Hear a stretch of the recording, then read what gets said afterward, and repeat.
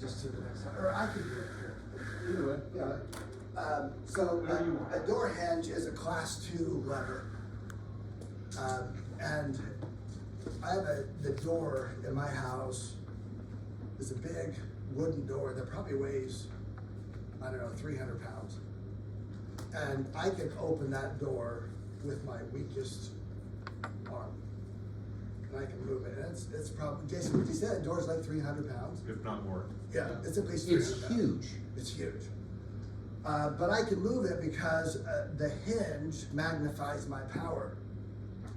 Does that make sense? So let's go to the next slide. And so, in your life as a professional, there are 2 aspects about you that will magnify your power in your business. Your skills and your attributes. And if you look at your skills and your attributes as class 2 lever, if you're a very nice person and very empathetic and just like a genuine great person, but but your skills are very limited, there's not a lot you're gonna do in the world. There's not a lot of influence you're gonna have because of that. And if we go vice versa, they'll say, oh, they're a very nice person, but they don't know very much, or they're not very good at their job. Vice versa of that, very skilled person, low attributes, they say they're an a-hole.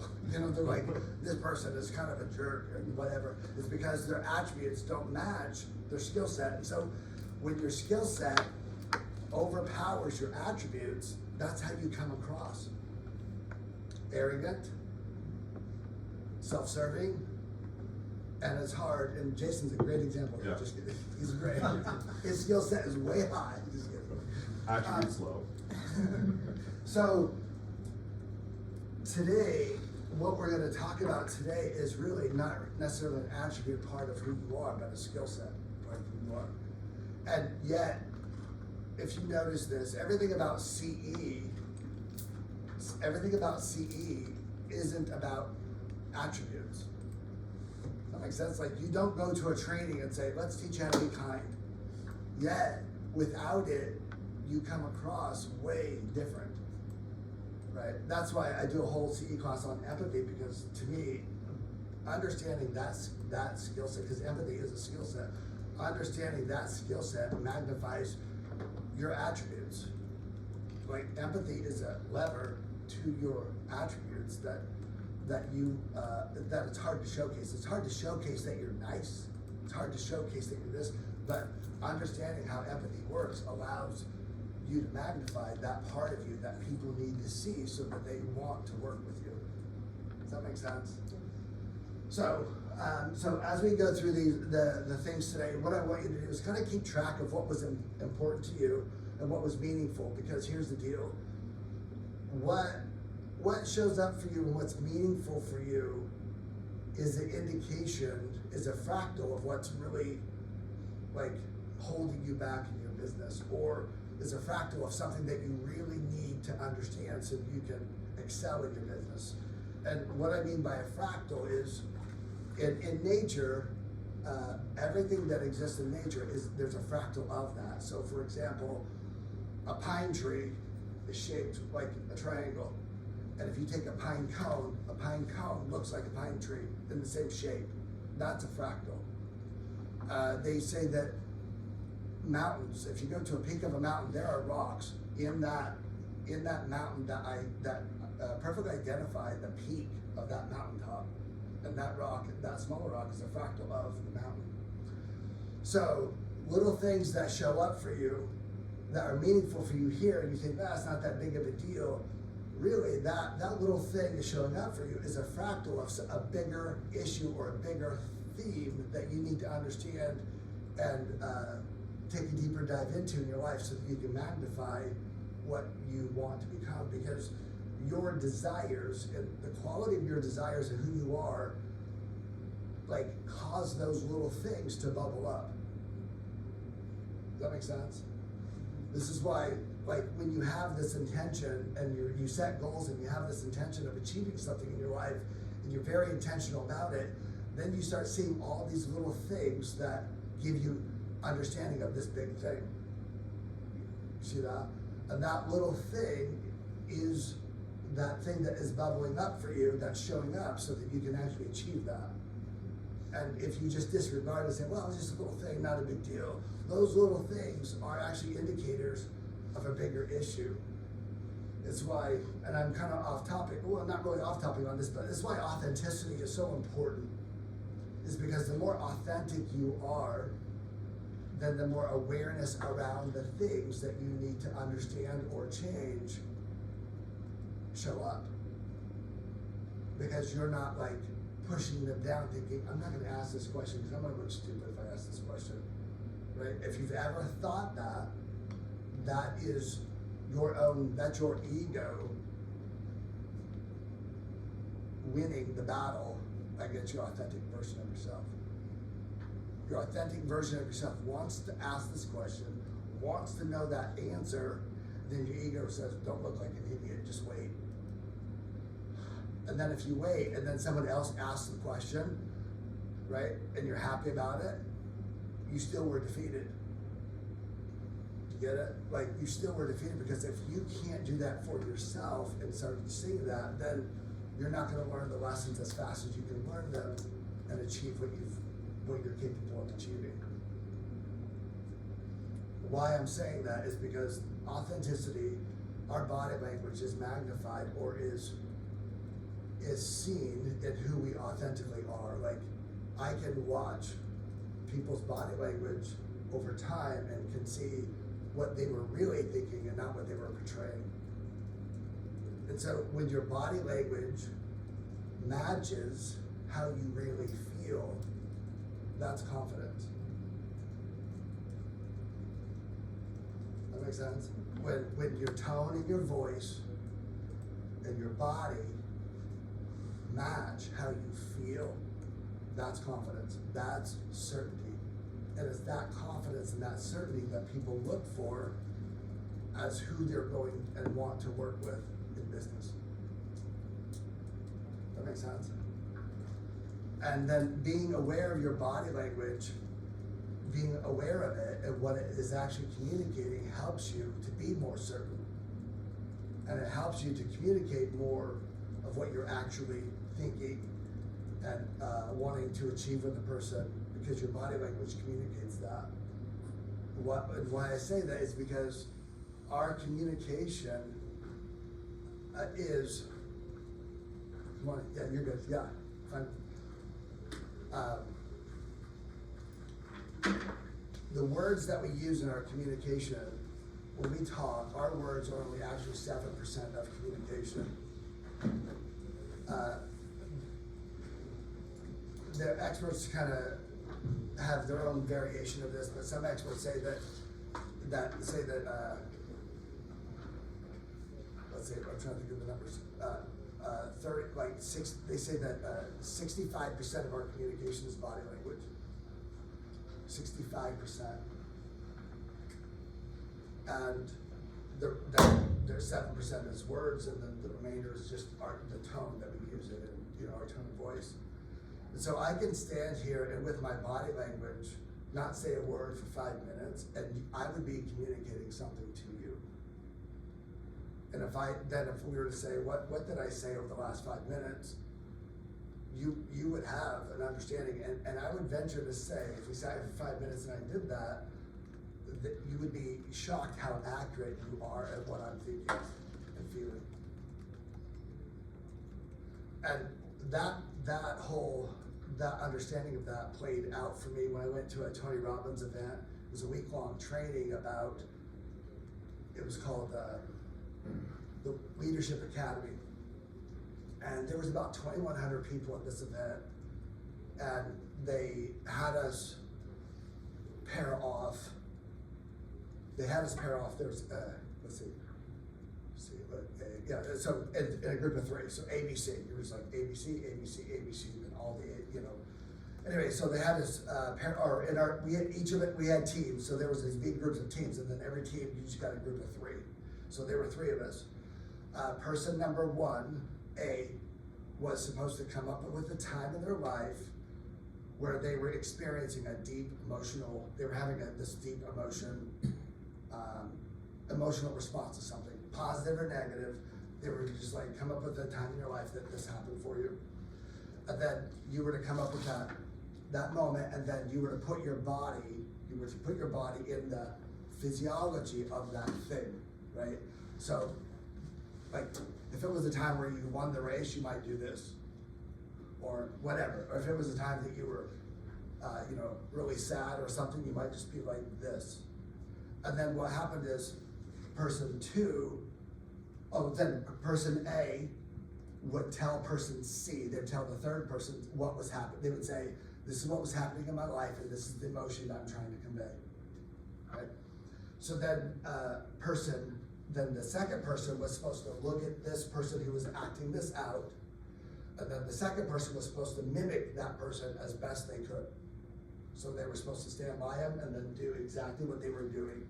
And if person one was doing this, or person A was doing this, and the person who was mimicking was doing this, the third person was supposed to change that. They were supposed to look at both of them and go, okay, change your thumb, you gotta go like this. And if their foot was a little bit more, they're like, no, you gotta put your foot like this, because it was like, we spent probably 3 minutes making it exact same. Like, nope, your eyes have to be down, your eyes are right there, you have to look here, he's looking right here. So then they would have to look down. And then you were to hold that position, I think it was for 90 seconds or 60 seconds. It was less than 2 minutes though, it was hold that position. And then the second person, person B, was then gonna communicate. They were gonna say, this is the emotion I'm feeling, and this is what I think is happening. Make sense? So we went through this process, and I remember I'm so emotional because in our group, the second person, when they said, this is the emotion I'm experiencing and this is what I think is happening, it was exactly what that guy said. Like, he said the birth of his first child, they just said the birth of a child. I'm like, holy shit, that is crazy.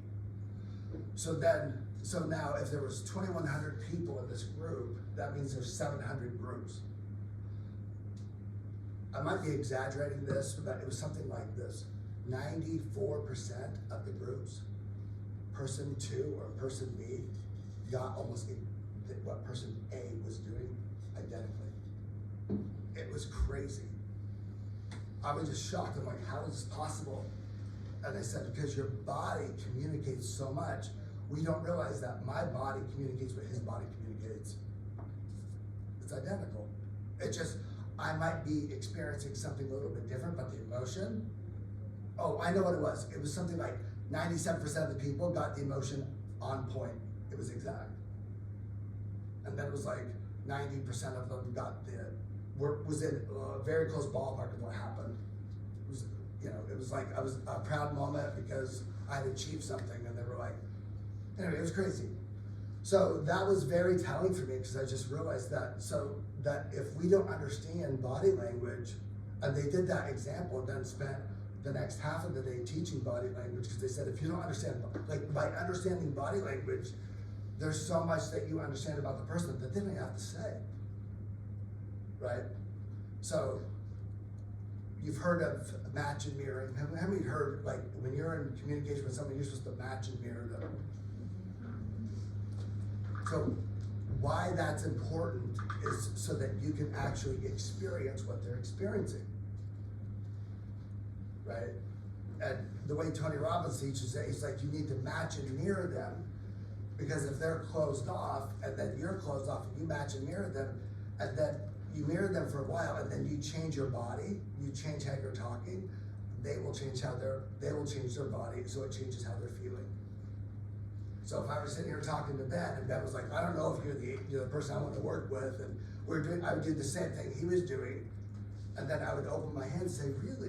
And then I would do this, and then Ben would end up mirroring that, and what that does is his physiology changes how he's viewing and understanding what we're talking about. Make sense? So understanding that really got me to a point where I thought, it's so important that we understand body language, and it's so important we get this, because otherwise we're missing out on really 65% of what somebody's saying we can be understanding that without them having to say it.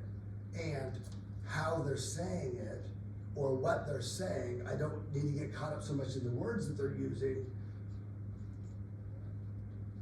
Let me back. So my tone, if I were to say something in my tone determines how I feel about it, right? Like you can tell. Likewise, my body is like my tone. So I would look at the person's body and say, what was their body language when they said that? If their body language was like this and closed off, then I would say how there's like I'm interpreting that in a closed off way. But if they said something and their body was open like this, then I would interpret that as like part of my tone, saying, no, they're actually saying that in a very open way. They're trying to find out. They're not questioning my authority, or they're not questioning what I'm saying. They're being very open with what they're feeling. Does that make sense? So important. So let's go to the next slide. Our limbic system, it's important to understand that our limbic system is something that we really can't override, meaning our limbic system is what is responsible for putting our body into fight or flight mode. It's what's responsible for making our body respond like immediately to the environment. And so it's rarely, like it's not really a controllable thing. So we need to understand this because our limbic system causes us to respond in a way. And if we're understanding that, then we can see how people are responding, and we can see that they're responding just based upon how they understand the environment. And if they're misunderstanding the environment, then it's our responsibility then to change the environment, or to like change how we're talking about things. And then by changing that, their limbic system will respond to that. We'll say, hey, you're in a safe environment, and then it will cause their body to relax and cause their body to do things. And then we know that what we're saying is actually working. Did I say that? Does that make sense? So, let's go to the next slide. So I'll say this. I was in several years ago, but I was in a meeting where I was doing it was a major deal for me, business deal. And I was in that meeting, and I was nervous going into this meeting because this was gonna impact the rest of my life and how it was gonna go down. And I was really nervous about going in there, and I was nervous about identifying or sticking up for myself and what I believe the value is that I brought to this partnership and what I was able to do. And so I was nervous about doing that because how the other person would respond to this in this situation. And I thought, and I was preparing myself to go into this meeting as confidently or to be as confident as I could, and also preparing myself to be confident so that I could be open and aware of what was happening in the room. Because if I could read the room, the body language in the room, then that would help me to understand and how I needed to navigate the conversation, or to re-communicate what I had already maybe communicated and it wasn't understood. Does that make sense? So pacifying behaviors are really important, because pacifying behavior happens when we are very uncomfortable with what's happening. And when we're very uncomfortable with what's happening, it means that anyway, so it's just important for us to aware, because if I'm talking to someone and then I notice that they're having this pacifying behavior, I can tell that they're uncomfortable with me, or they're uncomfortable with the topic, or they're uncomfortable with maybe the decision that's gonna have to be made because of the conversation. So here's what happened. I was sitting in that meeting, and I got there, and the main person that I was going to be discussing this with was in the room, but we were waiting on other people to come. As I was sitting there, I noticed that the person who's in that room was doing this, which is a pacifying behavior. And a pacifying behavior is a behavior where you're like rubbing your leg, or you might be like massaging the back of your neck. Because like if Amy was, let's say Amy was my child and she was nervous, I would come up to her and go, Amy, it's okay, right? I might even grab her neck, like, you're gonna be okay, Amy, like, it's gonna be okay. Like, we do this to our kids, right? You're gonna be, Right? How many of you, like, if you have a kid, you know you've squeezed the back of the neck and you're like, dude, it's gonna be okay, buddy. You say that. So if I'm sitting here and I'm meeting with Ben and I'm going like this, and I don't have a neck problem, and you know this because Ben knows me well enough, I don't have a neck problem, or I'm sitting here with Ben and I'm doing this, like, and I'm just waiting, I'm doing this, I'm nervous. Does that make sense? Mm-hmm. So when I walked into the room and this guy was sitting there and he was just like this, I thought, oh my gosh, he is more nervous than I am because I would not be doing this. And he's sitting there and then he goes, it's like this, just waiting for everybody to get there. I thought, oh my gosh. And it gave me so much confidence. I thought, dude, I have the upper hand here. I am not nervous like this. Or at least I'm more prepared, you know what I mean? I'm already funnier than they are. I already know that. Like, anyway, so I was just like, oh my gosh, I'm not nervous. He is nervous. And so as we were talking, and then when I brought up my main talking point, I just said, look, I bring a lot of value to this partnership. And this is the value that I bring, and this is what I'm looking at. And if I can't get this in an ownership position, then it's not worth me being here. Whatever. I said something to that effect. And when I said that, he went like this hardcore, like was like this. And I thought, oh my gosh, he believes it. And now he's nervous for what he said, because what he said was gonna make me walk out. So, did you see that? So I'm sitting there, then I just got super relaxed. I leaned back in my chair and I was just like, I'm not trying to be like, well, now that we know who's the winner, you know, like, but I just kind of leaned back in my chair. I'm like, I'm okay. But then I thought, now all I'm gonna do is comfort him, because I don't have to say anything else. All I have to do is comfort him. And if I can comfort him, they'll agree to it. And I'm not manipulating. I'm just going off of what he really feels. That makes sense? Like, I'm not trying to get him to a point. We just had the conversation. And as we're having the conversation, the way he was actually physically responding to the conversation is how I was gearing what I was gonna say next. Because if I said something and he folded his arm and was like this, I thought, I would know, he's not buying this. He doesn't believe this about me.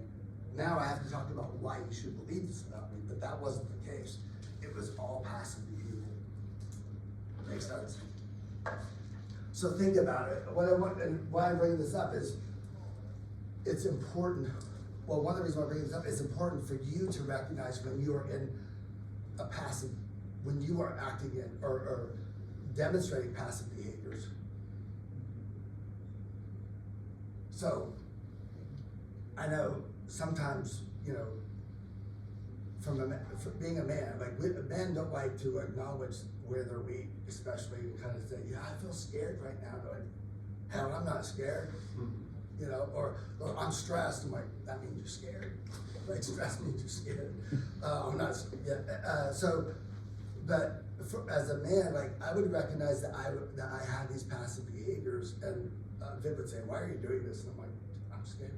And I realized, oh my gosh, I'm nervous. I would never have admitted that to myself, but she would say, like, why are you, like, yeah, rubbing your leg, or why do you keep on doing this? I'm like, I'm scared. I'm trying to, like, I'm like, can you just grab my neck and tell me it's gonna be okay? Like I'm nervous. So, again, it looks like this, or, Did that's you read those, Louie? Yeah. I'm sorry, I can't see it. Maybe I need glasses. Yeah. A gentle massage, like if you're, so again, let me back up. Anything that a person does, and also, it doesn't always mean that that's what's happening, because like a person could have a shoulder issue and they're doing this. And if you say, oh, do you have a shoulder issue? Like, no, they're nervous. That makes sense. So it says gentle massage, stroking our face like this. Like, I'll do this. I find myself doing this right now quite a bit. And I'm like, oh, I'm kind of nervous about what's happening. Like, I'm trying to comfort myself in the decision I'm trying to make right now. Playing with your hair. When I had longer hair, I would do this. I would just like twirl my hair, and it was like, why are you twirling your hair? I'm like, nervous. Rubbing your leg, anything like that. Sound, yawning. when you yawn, yawning activates your parasympathetic system. Yawning changes the burn rate of your energy in your body. So cats and dogs yawn because they're yawning to calm themselves down. So you will yawn when you're embarrassed.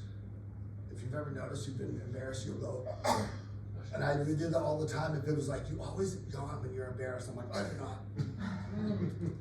I'm yawning again. But yawning, if someone's yawning and they're not, and this should be like an engaging situation. If it's potentially a stressful conversation or an uncomfortable conversation and the person is yawning, guaranteed they're not tired. Because their body has put them in the fight or flight mode, and it's yawning because the body's saying we're yawning to try to like calm ourselves down so we can think through this, because we can't think through this because we're in tunnel vision and fight or flight mode. So the body is naturally trying to yawn to get out of fight or flight mode, to get a bigger, a deeper perspective of what's happening. So it's, again, I put on here, it's always good to ask questions when you notice these things. Like asking questions like, oh, like if they're rubbing their leg, or, you know, depending on if you know the person or how well you know, but like, you know, does your leg hurt, or, you know, or whatever now, or you can be having a conversation and there's a point of the conversation you notice they start rubbing their leg. That's the point of the conversation that they're really nervous about. So then you notice that, then I would, you know, finish that dialogue, then go back and say, let's go back to when we talked about what the commission was. I want to revisit that. I sense that you might be a little uncomfortable about what we talked about regarding the commission, how that gets paid out. All right, and they might say no, and you're like, well, okay, so what I'm saying is you're going to be okay with it, and then as you revisit it, you'll notice, not all the time, but often, they'll revisit that passive. They'll say, oh, no, I'm not nervous, or no, I'm okay with it. Okay, so you're okay with paying the 3%, which makes you know, which is the total amount. And what you'd want to do is kind of go a deeper, like in more detail of that, to see if you can solicit that same response. Oh, so what I'm saying, what I hear you saying is you're okay with paying $28,300 for me to do this for you. If they go, I guess, they're not. They're still uncomfortable. You're like, I don't, and then that's important because, and what's happening is it's important to stop and then go back and rebuild safety and, you know, safety and understanding before you address that again, because they're not willing to talk about it yet. But yeah, it's so like I've been thinking, I'm doing like Rolodex of like different situations I've experienced, and it's interesting. So much of the tone often is set by like what I'm bringing in. So it's a state of consciousness, right? Because it's like if I go in unconscious with these things, like there's a level of matching, there's a level of that's going to probably add to it. Yeah. If I can go to a place where it's like I'm good with me, I'm good with this conversation, then it's like you can actually have a chance to have the actual conversation that you want to have with people. You know? that's what, yeah. The last listening presentation I went to was really interesting. I sat down and I said, hey, you've reached out to me. You explained to me a little bit about your situation of why you want to sell.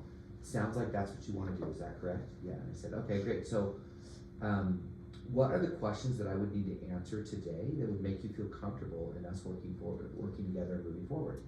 And then I just took out a piece of paper and I just looked at her. And then she gave me the 3 things, and I read them back to her. I said, so if we covered these things today, is there anything else you want to add? You know, I said, would you feel comfortable moving forward together if we feel like we're a good fit and we could work? Yeah. I said, okay, great. Well, let's just do that then. And it was a 25-minute listing presentation. Yeah. She signed it, I walked out, and it was good. Yeah. And that's matching, like how they want, you're matching. Yeah, but what I would find in the past is like I'd want to do my presentation my way because it's like I wanted her to know that I was good and what I do and why we're different, and I wanted her to see all these things that I put together, right? Did you show her your tattoo? That's right, and I was like, wait, you gotta see that? I was like, look at the sailor, it dances. His well tell. Yes. And but like what was interesting is I just realized like these listening presentations don't need to be a certain way. And what I think is interesting is like, so why do I do that? Oh, because I want to feel like I'm controlling the narrative That's right. of going through this stuff. And then when I step back, I'm like, but does that actually matter? No, because what if they had 2 questions that they needed answered, and other than that, they're ready to go? Well, we can actually get there way faster if we just start at the core, right? That's right. But I believe I was setting the tone by just looking at her and I said, hey, clearly you want to do this, is that correct? Yeah, I mean, I'm here, you called me. That's right. This isn't like something like I'm approaching you on. Yeah. That's So right. what do you need to know? That's right. And it was really interesting. It was such a different perspective.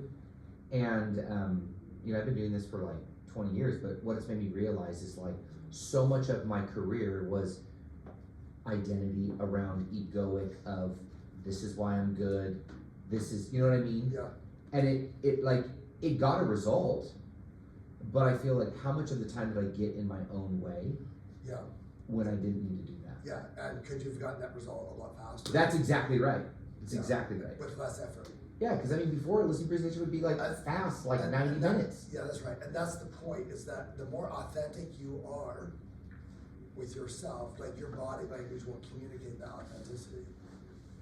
And then the more that your body language communicates that, like that's what they're feeling in that moment. That's what they're really feeling. And then that's, people make decisions on how they feel, not what they know. Right? Because everybody knows you shouldn't over budget or spend more than your budget, but you all overspend. So it's not what you know, it's not, you do it based upon what you feel. And so that feeling, going through the 90-minute presentation or going through that without, like you're communicating a feeling, and you're forcing things that shouldn't be forced. And anyway, so that's perfect. It's, yeah, anyway, yeah, it's perfect, it's good. Anybody have any questions or thoughts on that? Another thought really quick, I'm noticing, so I'm a loan officer for those of you who don't know me. But I do a presentation with everybody once I get them pre-approved, and we go over all the different options and what it would look like for them. And I find that while I'm preparing for the presentation, I actually like sit there and I'm looking at my computer and I'm writing stuff down, and actually I'm thinking, I rub my legs a lot. Yeah. But as soon as I'm finished preparing, then I stop, and I'm recognizing that this is a sign of, I'm not ready yet, I'm not ready yet, I'm not ready yet. Oh, now I'm ready. Yeah. Now I'm ready. So I'm also recognizing that this is great for, first of all, understanding yourself, but then being able to understand other people. So there's a dual benefit in, Yeah. I'm not ready for this presentation. Yeah. You know, I should be more prepared for this listing presentation or whatever. Or, hey, I'm actually prepared and I can go into this and I can be aware of how they're feeling, as opposed to, oh my gosh, I hope they don't ask me this question because I'm not ready to answer this question for them, right? Yeah. Anyway, so I'm recognizing that in myself when I'm not prepared as opposed to when I am. Yeah. I was wondering, as we were talking about this, I was thinking about how many times I've seen somebody who might be presenting, like in a meeting, like let's say there's a group of people and there's a bench of people who are there, who are presenting in the meeting or whatever. And if you've ever seen the person go like this, all right, let's go. They do this. It's because they're scared. It's because they've been doing this and they're nervous and they're like, I'm not this scared little boy. Let's go, let's do this. Like, then they do that because they're nervous about what's happening in the room. Does that make sense? And you find yourself doing this. If you're speaking, you're like, okay, you're patting, you're trying to get rid of like, mama's little boy or mama's little girl is gonna be fine. You're like, I just want to get rid of it. I just want to snap here and just go do it. That's what we're doing, right? It's also why you see when they, like people pound on their chest, is because when this gets attacked, when your most vital part of yourself gets attacked, you engage the fight or flight mode. And then you stop feeling and you just start doing, right? I went to Tony Robbins and you walk across like 12 feet of red hot coals. Before you're looking at it just like glowing. Before you do that, I'm like, I'm just gonna go. I'm just gonna go do this. And I'm doing this because I don't wanna feel or really process what's happening. I just wanna do it and just gotta get across it. Because if I think about it too much, Yeah, you get too much in your head, then, right, what was it say, when you're in your head, you're dead, you know, and so you feel too much about it, you start making decisions based upon what you feel, instead of what you need to do, and you paralyze yourself. Oh, okay, wait, go back, sorry. Anyway, so when they brought this up, I thought this was so, it says that if you could only see, if you were trying to read somebody's body language and you could only see their head is one, like, or torso, or their legs, of those three, head, torso, or your legs, which part do you think would give you the most information about what the person's thinking? So if you think their face and their head, just raise your hand, like, yeah, that would give you the most information. I'm just gonna say that. Just, right, if you say torso, right? Legs, anybody think legs? Yeah. So it is your legs. Your legs are the number one indicator of what a person is actually thinking and feeling in a moment. Oh, yeah. So why is that? Is because in fight or flight mode, your legs have to be engaged, and they're your biggest muscle in your body. So your legs have to be fully engaged in order to fight, flight, or freeze. So how a person positions their legs, well, is very telling for you of like how they're feeling in the moment, what's happening. So go to the next slide. So if a person is happy, like their feet will be, they're wiggling their feet or bouncing, or their direction or distance or freezing, and I'll show you what this means. So I'll just tell you a couple stories and I'll kind of go through this, but I was talking to this agent once, and he was a bigger guy, played for U of U football, and kind of an intimidating guy. I didn't know him very well, but he came up to get something notarized.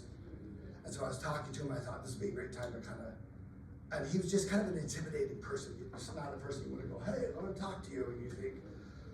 So I thought this is good, and I was nervous to talk to him because I thought, okay, I'm going to really see if I can win his business, and let's see what happens. So what I noticed is that your feet determine the position of your feet, and the width of your feet determine, when you're in a conversation with somebody, it determines their engagement in that conversation, and how they're engaging you in that conversation. And I wish we could do this class like for 5 hours, because we could role play this and do it, and then you go, yeah, that's how I actually feel. But so here's what happened. So he's a pretty big guy, so he comes out and he's standing, there's the front desk, and he's standing at the front desk, and he's standing like this.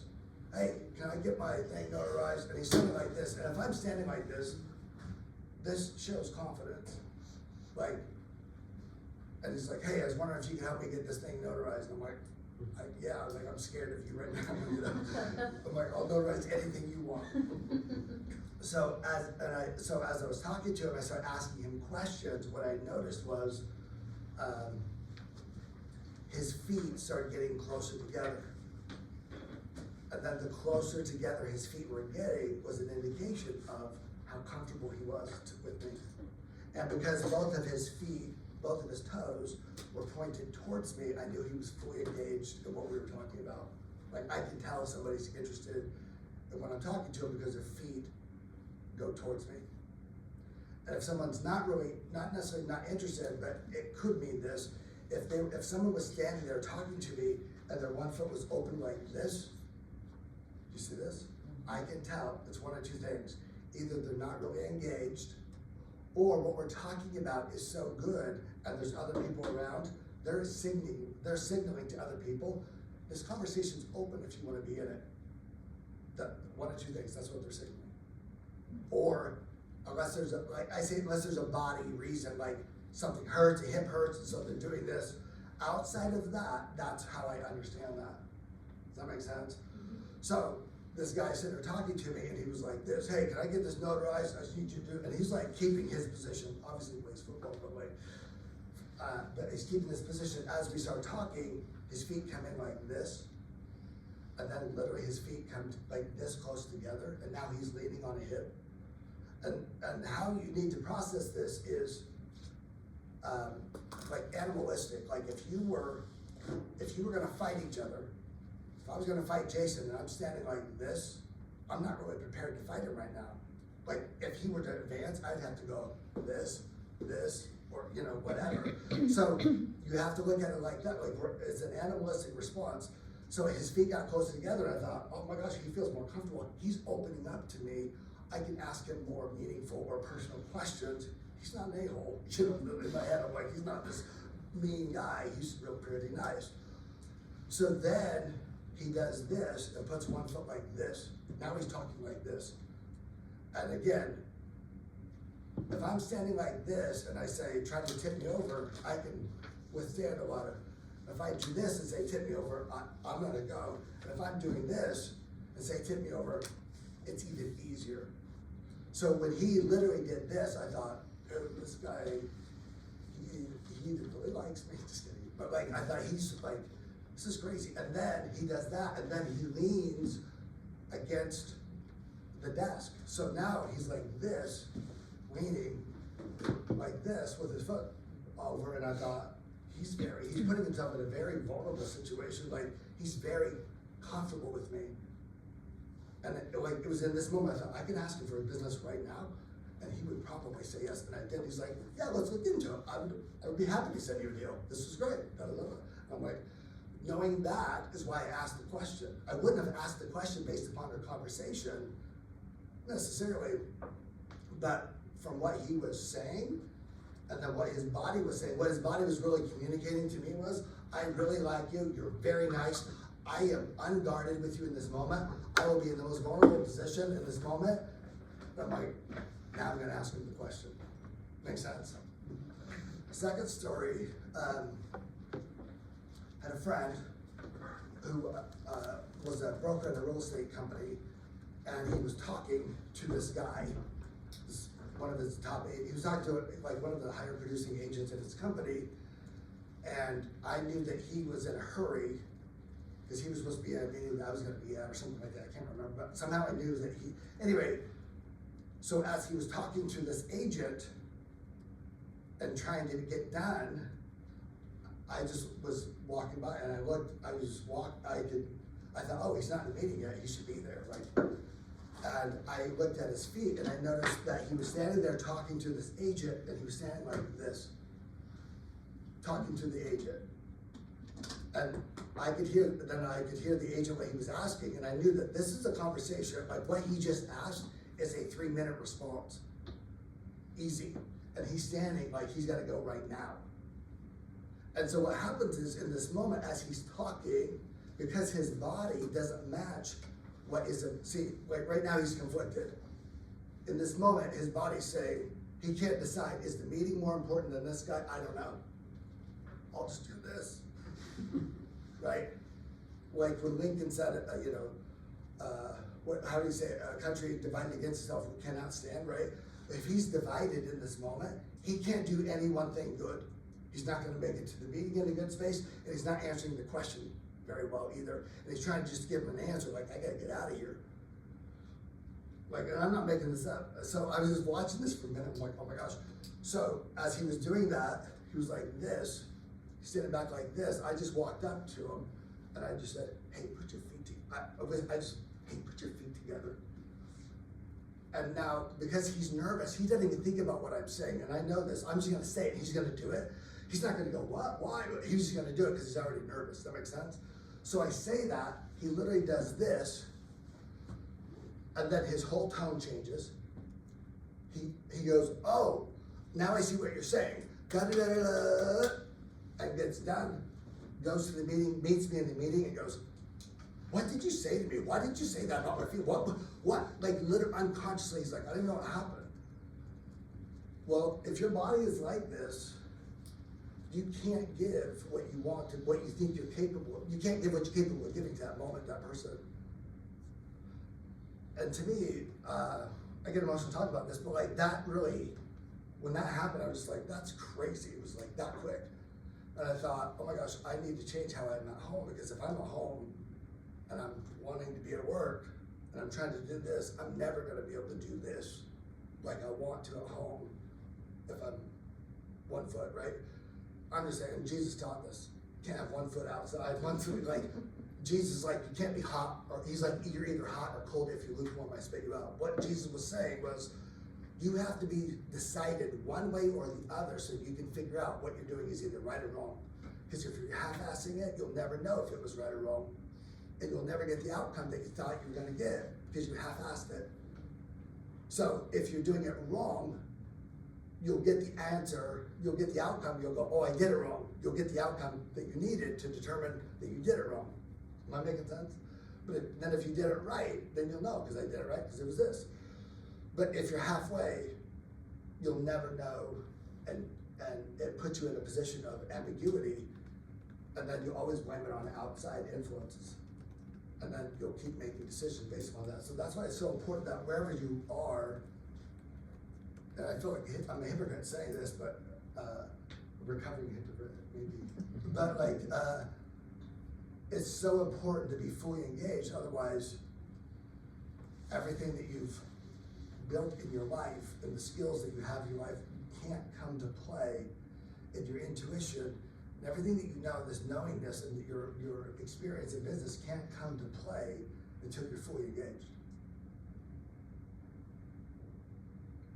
So I've noticed just over the course of my life in business is that oftentimes people struggle in their business, and it's not their skills, it's not their attributes, it's not anything, it's just, they just can't be fully engaged. And they blame it on things that aren't really the reason. And the reason is they don't understand they don't even understand themselves and what they're actually doing. But I can watch somebody interact with their team or their client or whatever. I can watch them and go, oh my gosh, like I can see why this doesn't work out for you. Because their body says everything. I don't have to have seen it 100 times. It's manifesting it how they're doing it now. Make sense? So, the other story, this is true story. So there was this big time agent who had this big team, and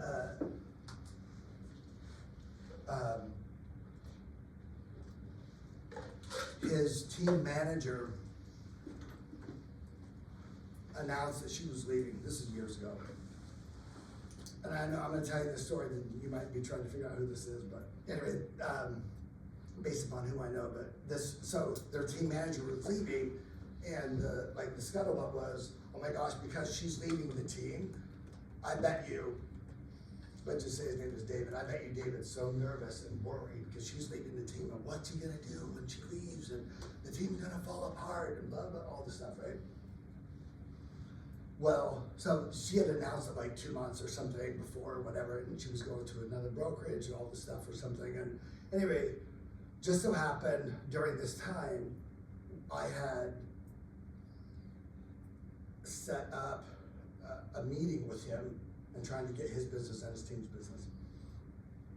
And I was thinking, I want to position myself at the table in a way that I can see everybody's legs in this meeting, because if I can see their legs and how they're responding to what I'm saying, it's going to tell me if they're in fight or flight, if they're accepting it. That's the one thing I want to be able to see.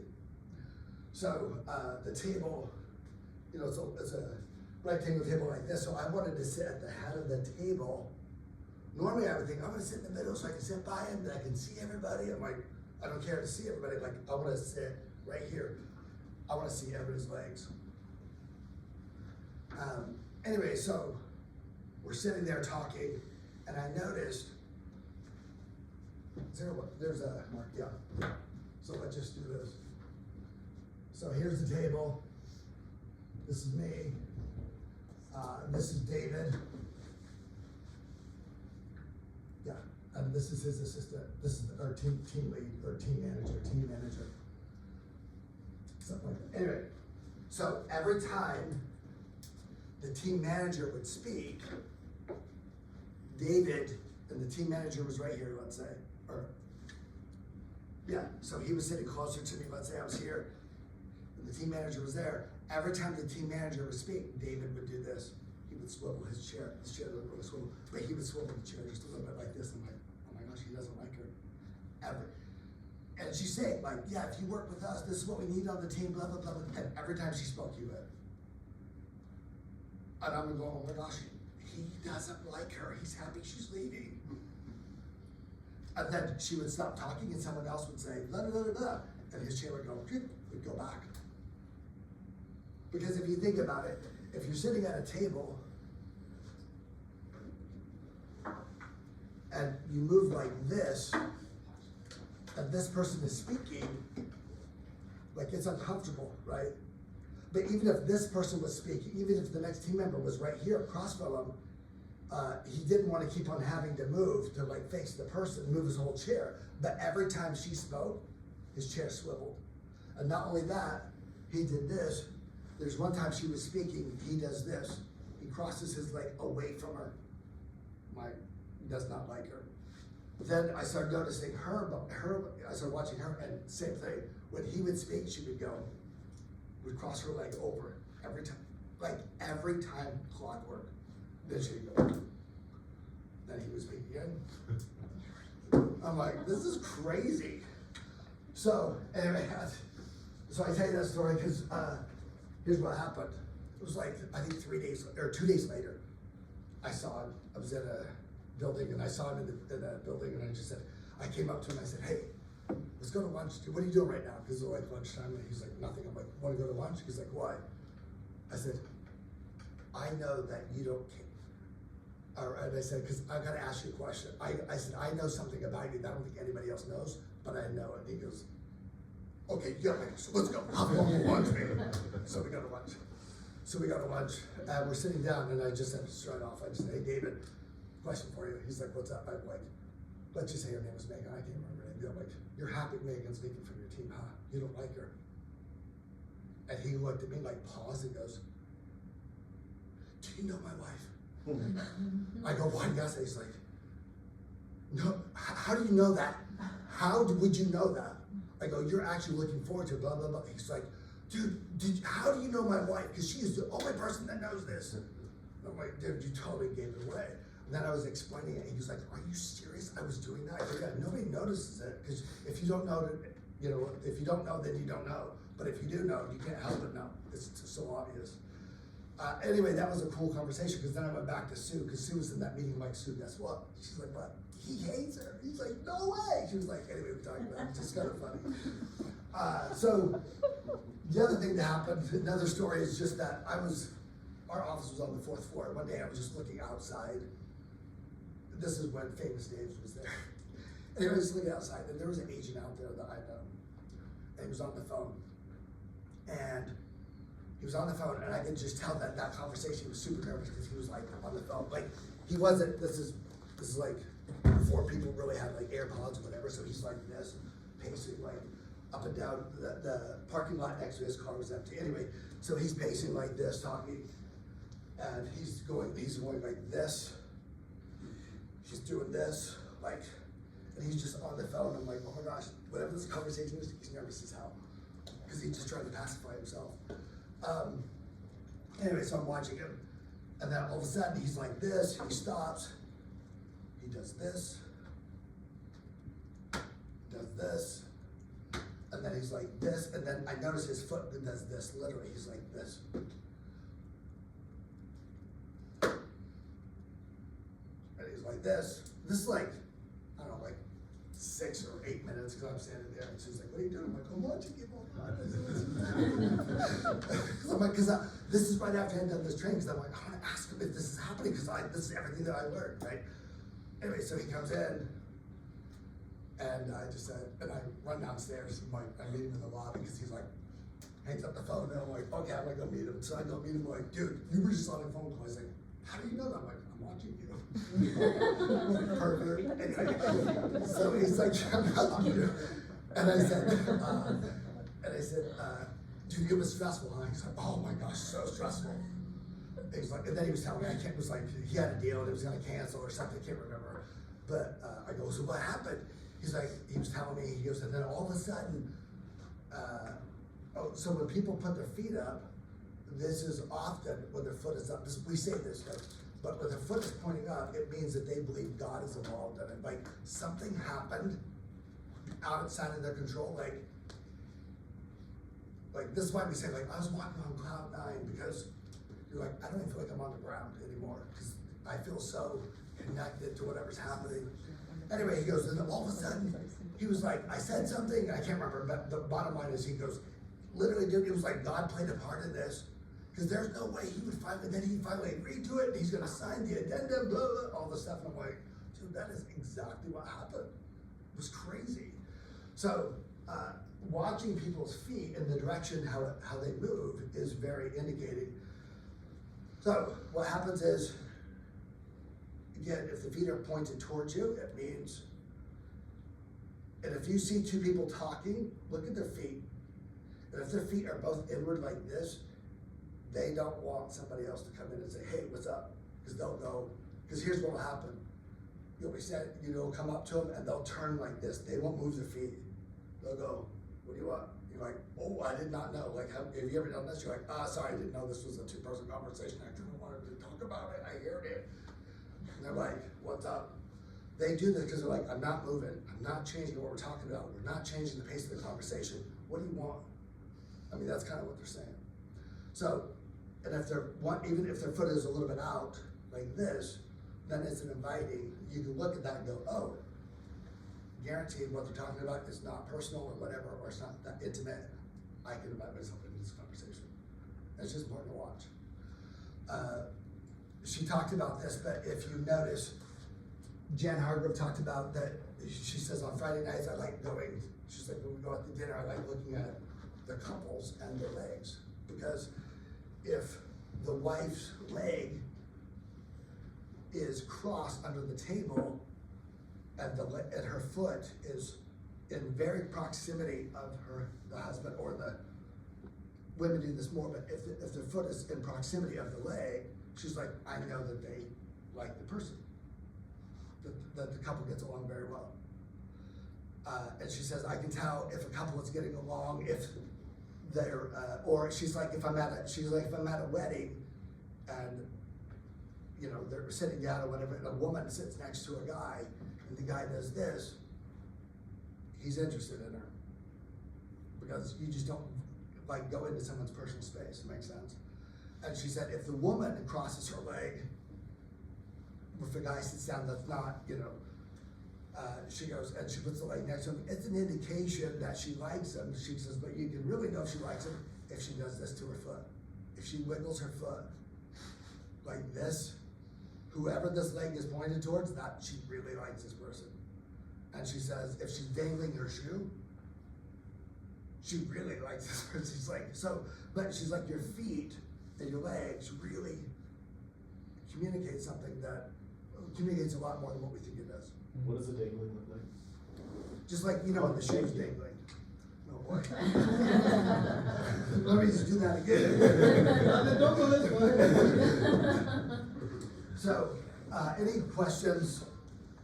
Oh, so that's why, like when you're talking, if you cross your legs like this isn't necessarily bad.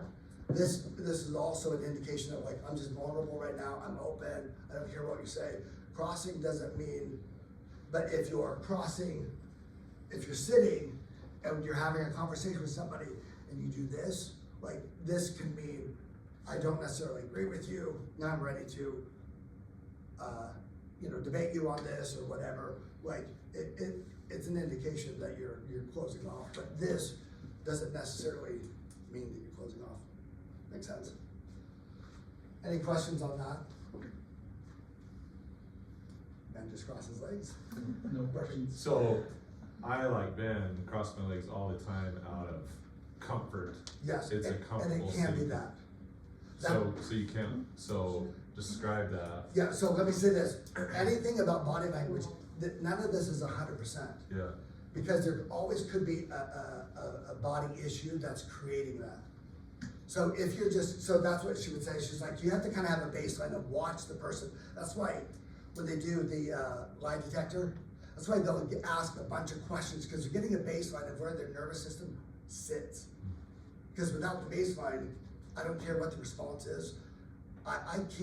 You couldn't tell if someone was lying based upon how they responded to the questions without a baseline. So you kind of have to get a baseline. So if someone just comes in and is like, hey, how are you? And everything's, oh, this is great. Yeah, I'm so glad to meet you. This is awesome. I've heard a lot about you. This is not bad. Yeah. This just means. So you kind of have to take it in context. But if we're talking about something hard, like, yeah, you're gonna have to like lower the cost, you know, we're gonna talk about a price reduction. What were we gonna talk about? You know, then this is like, that made me uncomfortable. Now I have to be more uncomfortable and I'm closed off and now we're gonna talk about this. Makes sense? So you kind of have to, that's why it's important to ask questions and then watch and then maybe ask another question to see if you get the same response.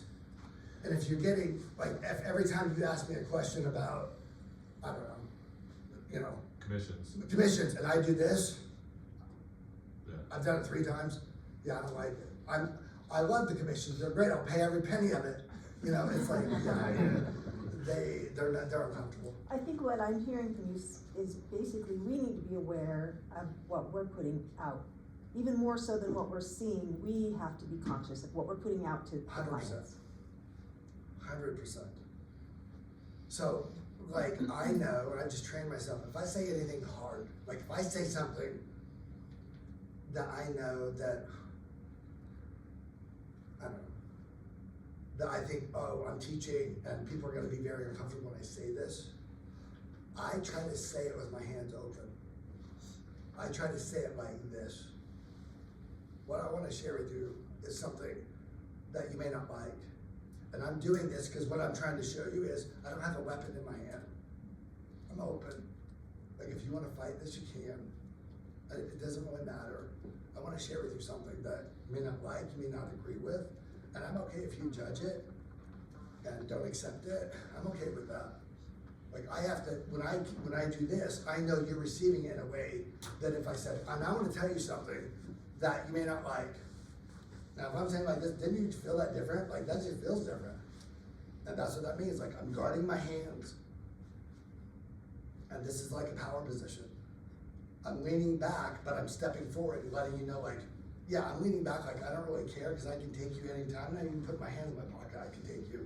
And I'm gonna tell you what I wanna tell you because you better believe it. Like that's what I'm communicating, doing it like this. Makes sense? So it's so important to be aware of that because you could be saying one thing, you're like, why did everybody not like it? Well, you stood up there like an a-hole, you know, saying you love them. Nobody believed it, you know, kind of thing. Yeah, so that was a great observation. Anybody else, any thoughts? But we're gonna, we got started like 5 minutes late, or a little, probably 10 minutes late, but let's, did you have a question? No, you're good. Okay, let's do this. Let's take a 10-minute break. Then we'll just come back and go into it. Sound good? Okay. Bathrooms out the door.